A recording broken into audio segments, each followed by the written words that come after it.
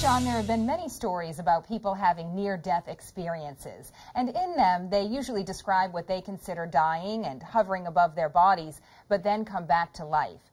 We have an incredible story from one man that goes beyond dying and seeing a light and coming back. Brother Gary Joseph of the Servants of the Father of Mercy, based in California, wrote a book called Proof of the Afterlife. The conversation continues.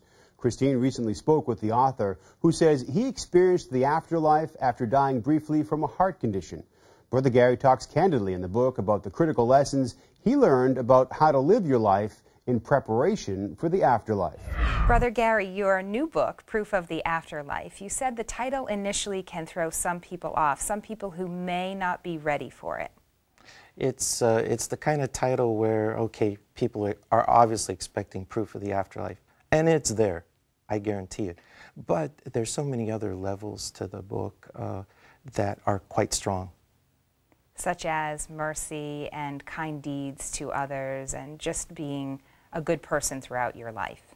Really, I mean, some of the stories, I think, reflecting back on, there's an encounter with my father there's an encounter with my brother.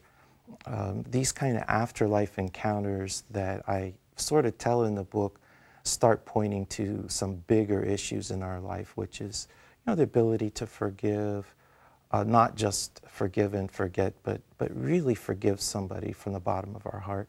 I think a lot of those messages really come out in the book, and what a clear direction and a clear path it points the person to heaven.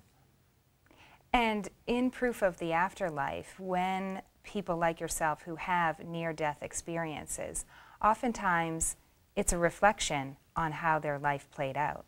As you said, there are some personal stories in there about your family life.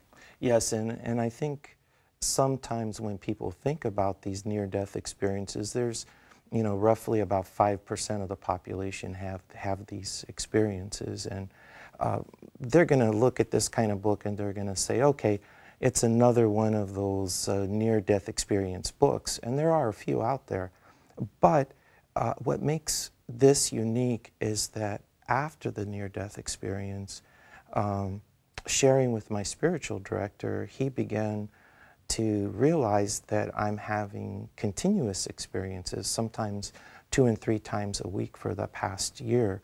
So a lot of those continuing experiences and visions and dreams are adding up and telling a story in the book.